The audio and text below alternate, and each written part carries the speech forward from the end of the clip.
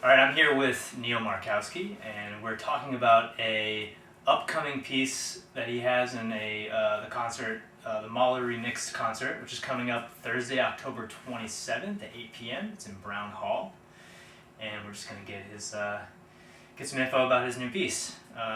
Maybe you could just tell a little bit about yourself first of all, just kind of like your major, your instrument. Yeah, sure thing. So, like you said, my name is Neal Markowski. I am a composition major here at NEC.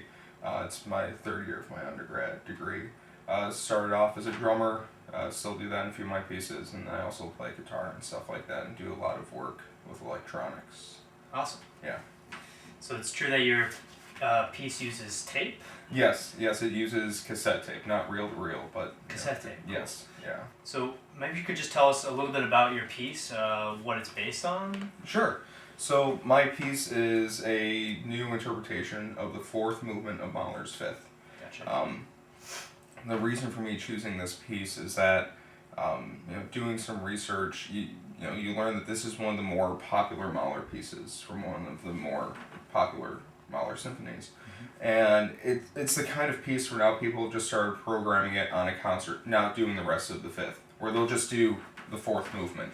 Sure. And because of that, a lot of other people have started doing that as well, and you have so many conductors that will take such liberties with things like the tempo and things like that.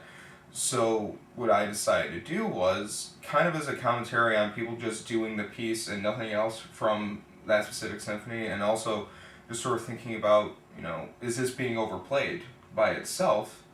Are we really just kind of taking the enjoyment out of listening to this because it's happening, at countless concerts at any given time?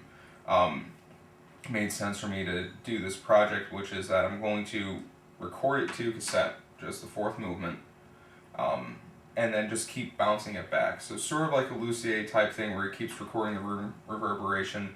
I'm going to be recording the piece and then getting all the tape hiss and then repeating this process until it's a point where the tape hiss and the Mahler are all, you can't even distinguish which one is which. Gotcha. And that's partly too because with cassette tape it's just such a brittle media that after you record something on it the first time it's ruined. Right. So it just makes sense to let's keep recording over it, let's see how far we can wear down the tape and sort of how far can we wear down us wanting to listen to this Mahler piece. Now, when you play this, will you actually be on stage? Yes. How's the presentation of it? So the presentation will be it'll be a little confusing at first because the whole setup for Mahler Remix is going to be different for each piece. Gotcha. We're going to be spread around Brown. Oh, so each performer will be in like a different place. More or less, yeah. We have 4 or 5 stations, and Cool. so people are in stations. So I'm going to be in the station that's actually up on the balcony. Oh, cool. So I'll be up there, and then I'll have my trusty Tascam 424, and I'll just pop in the cassette and I'll hit play, and then with the pitch control and things like that, Yeah. I'll be adjusting the speeds and stuff like that even then, just to sort of reflect, like I said, all these different changes that the conductors make. And then I might also run it through like some effects processor or something like Cool. that, just depending on how Brown sounds. I don't want to drench everything in reverb and it just sounds like mush. Yeah. So the Tascam unit that has just various controls that Yeah. you like on it or whatever. So that's an element of like improvisation, that you bring into it. Yeah, absolutely. And even if it's just things like adjusting the speed or adjusting, the low or the high, EQs. Sure. And the other part of this is that I'm actually going to bounce it, 4 different times. So the tape is actually going to have a channel, and it's going to be 4 different manipulations on this Mahler thing. Gotcha. So I'll be able to fade in between channels 1 through 4.